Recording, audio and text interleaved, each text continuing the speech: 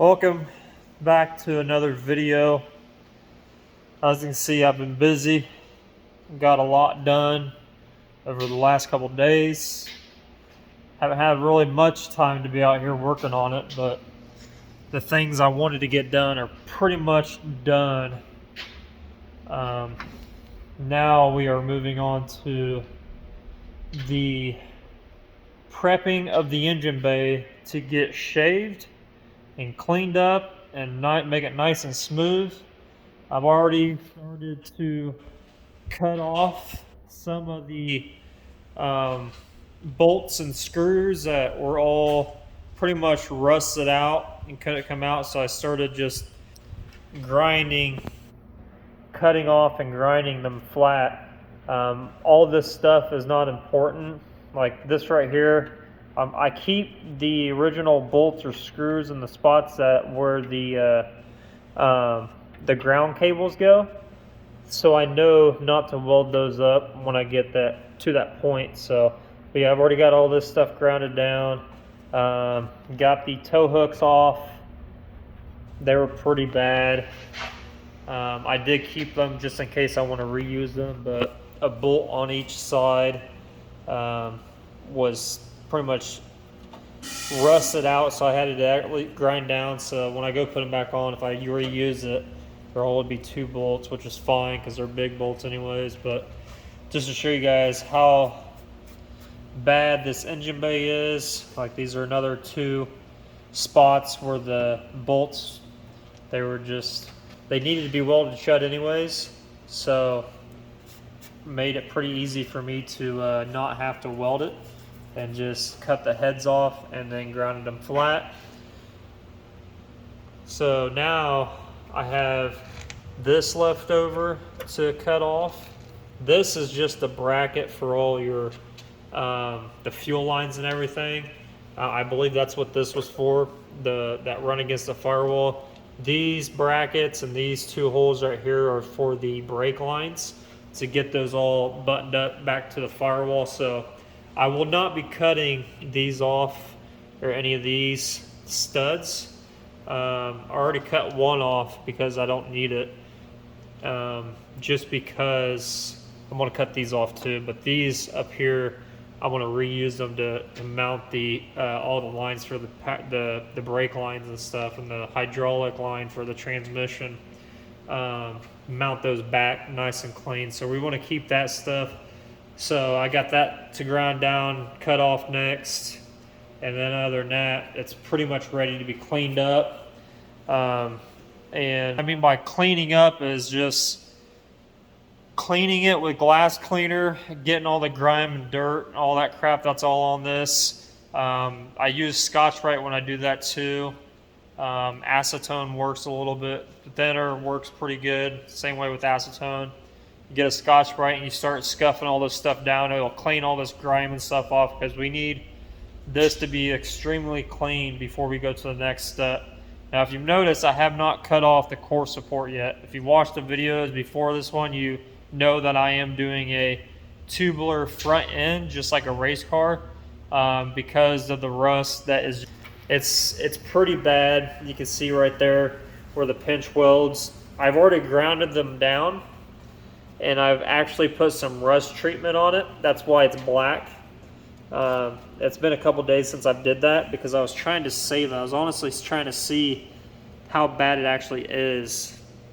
And it's pretty bad. I might do some more grinding and prepping and things like that, but that side's a little bit worse. And then there's obviously the brackets for the radiator. These cannot, I mean, I don't think these will clean up at all. These are just, they're so brittle. So I'm going to end up cutting pretty much the entire core support off and buying pretty much like a tubular front end that bolts onto the fenders up here. Now, I've honestly thought about this for a few days when I was going around and looking out over everything I need to do. And I really thought about only cutting like right here off, so you have this big wide opening right there, and then leaving the headlight bucket there. I thought about doing that, which would be fine, but I would have to, I believe, I can't really say, I believe the headlight bolts to here. I can't remember if it's these two or if it's this one and like another one up here somewhere. I can't remember. I'd have to go back and look. It's probably this one right here, to be honest with you. No, that's a ground wire. So I don't know. I got to go back through and test fit the headlights to make sure I'm not cutting off the, if I do decide to do that, to make sure I'm not cutting off the part where the headlight bolts to. I thought about doing that and giving me some room to where I can actually put hood pins in it, which would be all right. It wouldn't be a bad idea, but I think cutting the entire thing off would be a little bit better, just because it would be a solid clean, you know, cut all the way through. Don't have to worry about anything. But I don't want to do that right now because I want to get the body kit and get it on the car, put the headlights in it, put everything that's going to be on the car when it's done, do the body work, make sure all the gaps are good, do all the body work to the bumpers because they're going to be fiberglass, and you know fiberglass needs body work done to it. It's not going to be perfect, so I'm hoping they're going to be really perfect, but I know they're not, so they're going to need a lot of body work for fitment. So I need to test fit all that stuff, so I don't want to cut the core support off until I'm done with that. So the core support, when I cut it, it'll be almost the very last thing that I do. And then obviously I need to buy the bar to retest fit everything before I paint it all. One thing, if you've never really built a car, like taken one apart and like restored it a little bit, I wouldn't call this a full restoration. We're not going too crazy with it, but we are doing a really big restoration on this. We're making it look new again, and we're customizing it at the same time. So if you've never done this, you always want to do your test fitting, do your modifications, panel gaps, hood gaps, anything like that. You want to make sure those are perfect before you start priming, before you start doing your final body work, before you start doing anything that leads you more towards paint, because you want to get all that taken care of. It's, you know, you don't want to build your car, you know, after I'll say it like this. It's the same thing that we do in the collision side, right? When you're doing something that has like a sectioning procedure that needs done, or you're putting in like a rear body or anything like that with a new gate, or, you know, rockers or anything like that, you don't want to have it painted and then get it back and then figure out, oh crap, my jams aren't lined up perfectly or something. You always want to do your test fitting, all your, you know, your rough edging at the beginning stages. That way when you get it done painted, the only thing you got to do when you get it done painted is your wet sanding and buffing and your build. That's the last thing you want to do. You don't want to go back through and start building stuff and figure out, oh crap, I need to do more body work because it's not right, or I forgot to add this or that or whatever. No, you want to do all that stuff now. So take your time, build your car multiple times throughout your whole process to make sure everything is as perfect, as good as you want it to be, because you don't want to get this thing, you don't want to spend all that time and money painting a vehicle just to come to find out when you go to build it that it's not, you know, it's not the way you want it to be, or the gaps or whatever's wrong, and it's not what you want. So if that makes any sense, you want to do everything now. So I'm going to be building this thing probably 2 or 3 different times because of what I'm going to do to this car. I've kind of taken it to the extreme. If you've never seen a car torn apart this far, I've taken it to the extreme, but this is what you have to do in order to do this stuff right. I showed you guys the underneath of it, inside the wheel wells. I did that for a reason, not just for showing you guys, but for myself to kind of look back, you know, when I get this thing done, and kind of documentation for me about how bad this car was versus what it's going to look like when it's done, because it is going to be a totally new car. Like, it's going to be insane, the transformation on this, because of what I'm going to do to this car. And honestly, I haven't really spent, everything's been R&Ing right now, you know, just removing.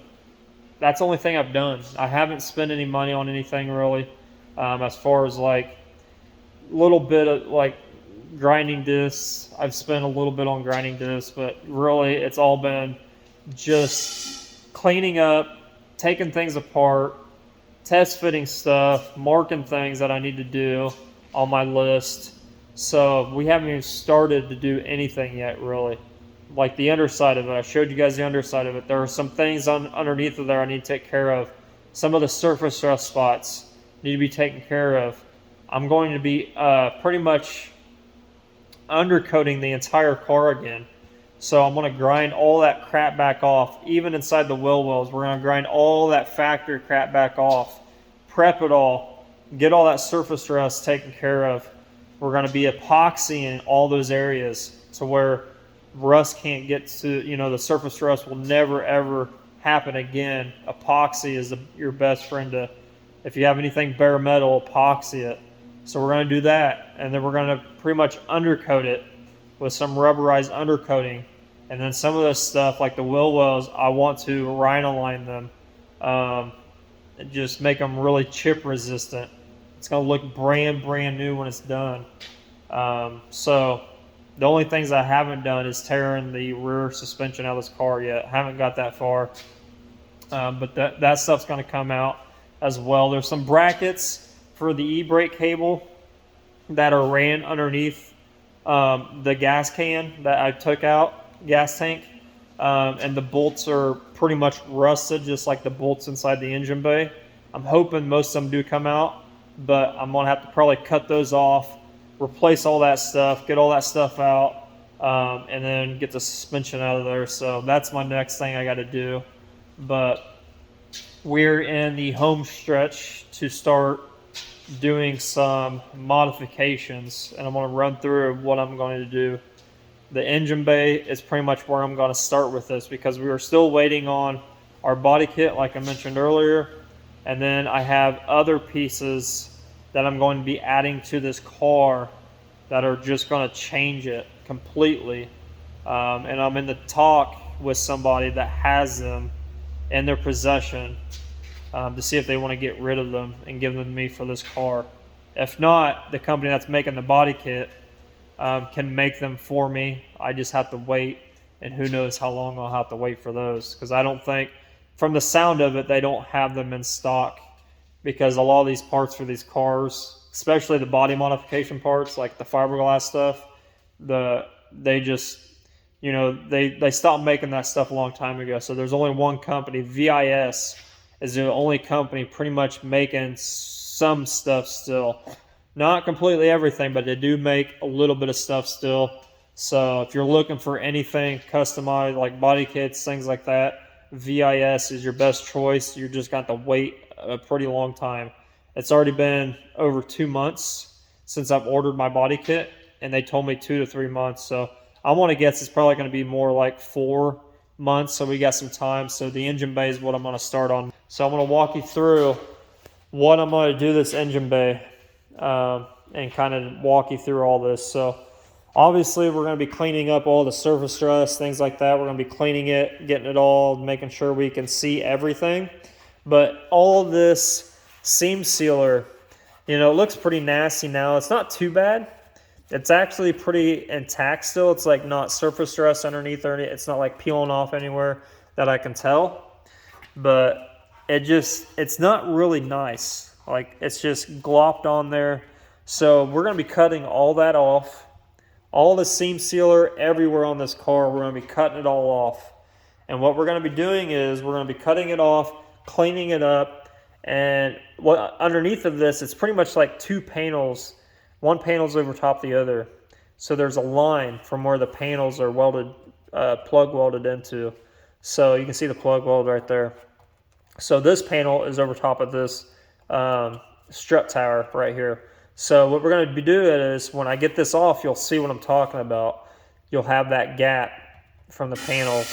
What we're going to be doing is cleaning it and we're going to be welding it shut. We're going to be smoothing it all the way out. I want you to look in this engine bay, and I don't want to see any plug welds. Like, so all the impressions from the plug welds from the factory, I don't want to see any of those. I don't want to see any of this seam sealer anywhere. There might be a couple spots like back here that have to have it, but we'll take this big old glop and we'll take care of that. But everything's going to be welded shut on this thing. We're going to go through and mark the holes that we need, and the ones that we don't need are going to be welded shut.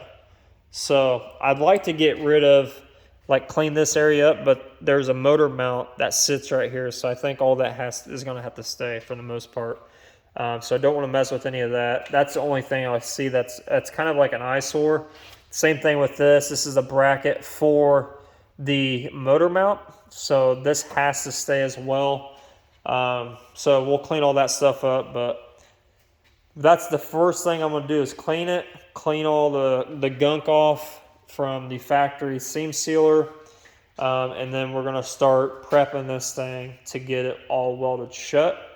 And that's just a simple, if you have your motor and you can put it back in here and find out what holes you're going to use, that'd be the best. But for me personally, there's going to be a lot of stuff that I'm not going to use. Like I said, I've got these in here for a reason. These are going to be the ones that tells me not to weld them shut. So there's just a lot of holes around here that are going to get welded shut that are not going to get used. Like all these up here, most of these are just from, they're pretty much just holes to where clips can go in for the wiring harness. But we're going to be doing a custom wiring harness on this, so it's all going to be tucked. So it's not going to be really shown like the factory harness is. So we're going to hide all that stuff underneath the rails and the motor and all that other crap. And then it's inside the fenders. So we're going to clean all this up to make it look like it's one solid piece. And in order to do, I had to go and do something I should have done a long time ago. And if you're a car guy, if you're, like to make things in your garage, you're out in your garage tinkering with stuff, you got a car you're working on. I don't know about anybody else, but me, like it's exciting for me to buy new tools, especially something I never ever really had. I've been around this stuff because I've been in the collision industry for over 20 years. But to have one of my own, I've never really had one. So I had to go out in order to do this type of stuff. I really kicked myself for not getting it sooner because the neon's already done. There were some things on the neon I wanted to do, and I needed one of these to actually do it. So I went out and bought it so that way I can do it on the Civic, because there's really no way around it. You have to have this in order to do the stuff that I'm going to pull off on this car. So we went out and bought a welder. I just got a small 140. It's good enough for what I'm going to be welding. We're not going to be doing like frames or anything structural. So anything, I think this is a 1/4 inch is what this can weld. And obviously you can weld a little bit more than that if you crank it up and know what you're doing. And then we got a helmet. We got an auto darkening welding helmet. And also, I got some goodies for some of the things you need. You need wire brush. Clean your areas up with the wire brush before you weld it. I got a scraper. Pretty much a chisel is what this is, but it's going to scrape all that crap off the engine bay, all the seam sealer that I need off. This is what's going to take that off. These are super sharp. So this is the type of stuff that I needed for the SRT4. Like if I would have had a welder when I did this engine bay, I would have welded up these holes right here, all these little holes right here, that big hole right there. I would have welded all this stuff shut. All these holes right here, I welded all this stuff shut. All these little holes you see right here, all this stuff would have been welded shut and smoothed out. if I just had a welder, or if I just took the time and bought one. At the time of doing this, I was so involved in this car that I didn't even think about it to actually weld that stuff up, because my thinking was, if I ever sell this car, then somebody might want to take this car back to factory one day. I don't know. I just thought about it. And these holes is where your AC stuff goes right there. And there's something that sits inside there. So I really was thinking about the outcome down in the future if I ever got rid of this car, that somebody might want to take this thing back to factory stock-ish.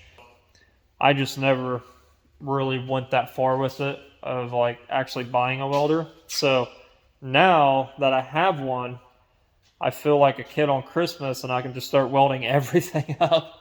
So I used to be, a fun fact, I went to Wyotech after high school. One of my best friends and me, we went to Wyotech out in Pennsylvania. So we did the whole collision side, refinishing side, the custom side. And before we went to school, we were already working on our own cars. Like, my best friend already had built his 68 Camaro RS. He completely restored one before we graduated high school, really. And I had already messed with my car and tore it apart multiple times and painted it multiple times before we went to Wyotech. So we were already building our own stuff before we went to school. And then when we went to school, we learned how to weld properly. We were doing it before, but we were just not doing it properly. And all that other custom stuff that you learn in that setting, we just applied it to what we already were doing. And we got to TIG weld a lot in the custom class at Wyotech, and that was one thing that I really enjoyed. MIG welding is I wouldn't say it's fun. TIG welding is a little bit more fun, and I say that because it's a lot cleaner of a weld when you TIG weld, and you do it right. It looks really pretty, and it's just it's nice feeling that you put that down. That's the stuff that you're making from TIG welding. So I really thought about buying a TIG welder, but the stuff that I'm going to be doing here in the shop is going to be very minimal stuff. It's going to be stuff that doesn't need to look pretty because it's going to get grounded down. Bodywork's going to go over top of it. So a MIG welder is pretty much what I needed, and this thing is plenty big enough. So I feel like a kid on Christmas. I can pretty much build whatever I want. I'm not the greatest MIG welder, and I'll do a video about this stuff as I'm setting it all up and everything like that. But I was really decent at TIG welding. I haven't really welded at all for a long, long time. I've just been solid, just painting. So I'd be really curious to see how I do when I break this out and start welding that engine bay up, and see how well I can make it. And the engine bay is not the only thing that I'm going to weld stuff on. This whole car is going to be custom. So we're going to be doing a lot of welding, a lot of fabricating stuff. Some things I've thought about doing that I'm not sure about. And the other things, such as like the factory Honda side moldings these cars are known for. This spot right through here, a molding goes inside of here. I'm gonna be pretty much welding this shut and smoothing it out. So that's gonna go away. And then some other body modifications I'm gonna do to this car. That's gonna change this entire car. That's gonna need welded. So it's gonna be, a welder is what I really, really need in order to do the things I want to do. And now that I have one and it's in my possession, I feel like I can just do whatever. I can start making custom stuff. I can just make whatever I want. Nothing's really going to hold me back. Because if I can think of it, then I'm going to do it. Because that's the one thing that separates people that really don't build their cars. They just kind of slap parts on them, versus somebody that has a shop like this and has the resources and the skill set to actually build, like, pretty much I would say this is from the ground up. to actually have the time and the resources and skills to build something from the ground up. That's the difference. Like, we're not just tearing this car apart, putting a motor in it, wrapping it, putting some wheels and tires and suspension on it, and going down the road with it. No, we are doing a full custom car here. Like, it's going to be obviously it's still going to look like a Civic when it's done. I'm not going to change it that much. Like, I'm not chopping the top on it or anything like that. I thought about it. I thought about chopping the top and lowering it a little bit since I have a welder now, but I don't want to have to go through the hassle of making custom glass for it and all that other stuff. So we're not doing that. It's still going to look like a Civic. It's just not going to, there's just going to be the body modifications done to it that is just going to kind of delete some of the stuff and make it look a little bit different. So pretty excited because this is the type of stuff I've always wanted to do. I hate doing body work. I'm never going to do like a lot of body work, but on my own stuff, I have that room to where like I don't really care, and I know enough to get myself in trouble to where if I do mess something up, I can fix it. If it was somebody else's car, I probably wouldn't be doing anything like this, just because I don't want the liability of it. But I know when I get this car done and people start seeing what I'm doing this car, they're going to want the same type of stuff done to their cars or trucks and things like that. I know it's coming. So why not go all out? Why not just do it, get it done, do it once, get it done, and build something really cool. I'm tired of seeing all the cars that have the wheels and tires and they're slammed to the ground in their factory, and these guys are winning trophies and they're saying, my build this, my build that. Your car's not a build, sorry. I'm gonna tell you right now, your car is not a build. Like, if you're not doing any type of modifications to your car, as far as like whether it's suspension, like you're actually changing the suspension to actually perform better, or you're changing like modifications on your engine base somewhat, or you're changing the body, or you're changing and modifying the interior on your car, like fender flares. I call them fender flares, the wide body kits that bolt onto your car that people drill holes and they cut the crap out of their wheel wells. That stuff is not wide body. That stuff is just bolt on fender flares to me. And it's not, I wouldn't say it's a radical body modification because most people don't do it right. So this is going to be a car that I'm going to be like, hey, this is what this is supposed to be. This is what we used to do back in the day. And this is how things were done. Nowadays people don't do this type of stuff anymore. They just do the quick and easy and the cheap, get it done fast now, and they don't want to spend the time to actually do something really, really cool. So this is what this car is going to be, kind of like a slap in your face, if you will, to other people that think they're building something with just wheels and tires and some air ride and some window tint and a wrap job. That's not a build, sorry, but this car is going to really, really shake up some stuff. And I hope you guys are enjoying the videos. I know right now we're not doing much, but this stuff, once I start getting the welder and stuff out and start doing that stuff, this stuff is going to fly by, I believe. Until, obviously, we're still got to wait on body parts to get here. Until then, nothing's going to change drastically, but the engine bay will, obviously. And then I have time to do everything else I want to do before all that stuff comes in. And then that's going to be the hard part, is the body kit's going to be a lot of work, and the pieces that I want for the body, they're going to be a lot of work too. So I want to get all this other stuff done. But yeah, I'm rambling on. I'm going to end the video here.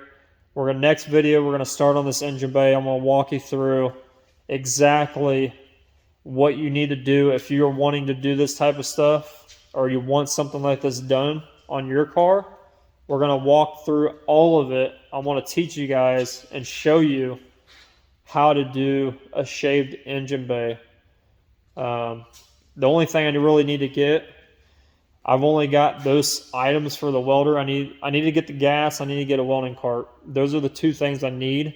So I'm going to try to get that stuff hopefully this weekend sometime. But we also have a customer supposed to be giving me his tailgate. We got some airbrushing going on. So I don't know, depending on when I get that tailgate versus when I'm going to start on this engine bay, what you guys will see next. It might be some artwork. It might be some engine bay work. So you'll just kind of stay tuned. Until then, you'll have to wait. Sorry, but this is the end of the video. I'll see you guys on the next one.